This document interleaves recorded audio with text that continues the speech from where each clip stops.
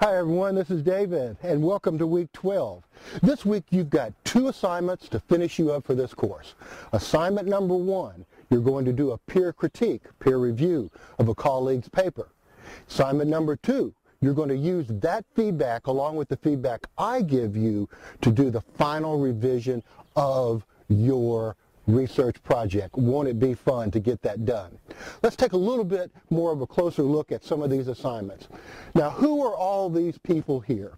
These are peers. These are people who help you review your work. Peer review is an essential part of academic writing as well as business writing. As an academician, you might be serving on an editorial board that gives peer reviews before articles are accepted. As a manager, you will often be evaluating the quality and the integrity of a subordinate's work before you sign off on it. So peer review is something that is very important that you're going to do throughout your career. Now here is your assignment specifically. These assignment directions right here say that first you select a paper, you read that paper thoroughly, then you write a 2 to 3 page critique or review of that paper. Now let's go to the next screen and I'm going to show you the resources that I want you to use for the critique as well as the format. Okay, let's go. Okay, let's talk about the 6 steps that I want you to follow as you complete this assignment. You ready? Step number 1 is, of course, if you haven't already, to post your paper to this conference. Please do it as an attachment. Step number 2, whenever you see somebody else who has posted their paper and you want to review it, tell them that. Say in a reply message, I am going to critique this paper. And you can critique anybody's paper that you want to. Step number 3, before you do anything else, read that paper through thoroughly without stopping to get an overall impression of that paper before you do anything else. Next, I want you to read this chapter in the Swales and Feek text as well as the resources that I've got down there for you in the web. And once you've got all that information in your head, you're going to choose whether to do an essay format review or a Q&A format review.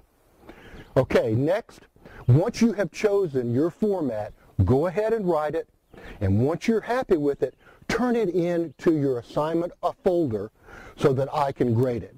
This assignment is worth 50 points and it's also worth 5% of your overall participation grade. Now, of course, when you're finished with that, what do you want to do next? You want to give a copy of your review to the peer, and please have some back and forth about that if you would. Now, a little bit of a word about how I want you to review. Now here in this box I've given you a model of how to respond and how not to respond. For example, you don't want to say your thesis is out of place. You'd want to say something like, your thesis is good, it gives a clear idea of the overall purpose of the paper, but it comes at the end of the lit review. So you might want to put it in your intro. Did you notice some things there? First, you gave praise before you gave a criticism. 2, after you gave that criticism, you gave a specific suggestion on how to handle it. And 3, you use kind, tentative, supportive language and not an accusatory tone. Okay, finally, here are your formats.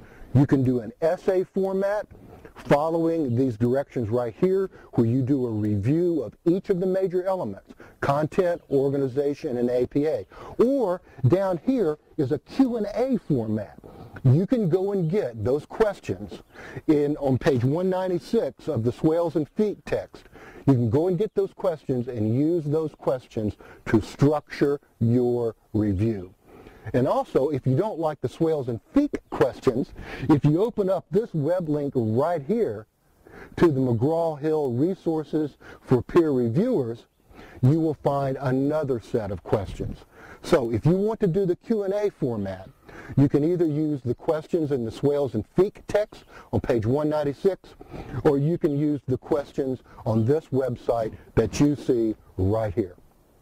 Okay, if you need a little bit of extra time going into week 13 for this assignment, that's fine.